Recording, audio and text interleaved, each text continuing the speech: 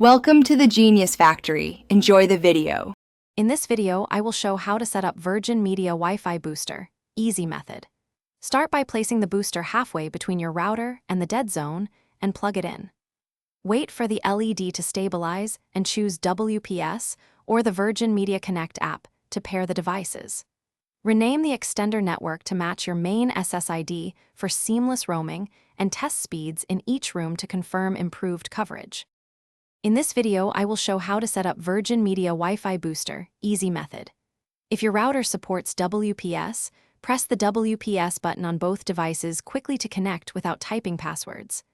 Otherwise, open the Virgin Media Connect app and follow the on-screen prompts for guided setup and network naming.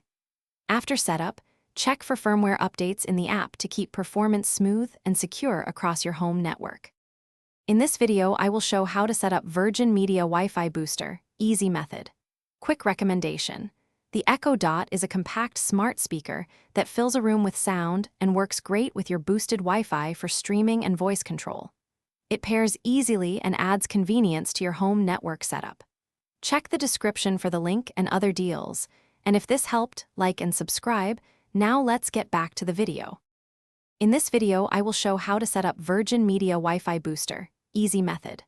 Place the booster in an open area away from interfering electronics and high shelving to maximize range.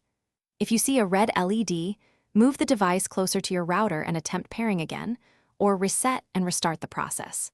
Finally, run a speed test in different rooms to verify the booster delivers reliable, stronger Wi-Fi where you need it most. Thanks for watching. If you found this helpful, don't forget to like and subscribe.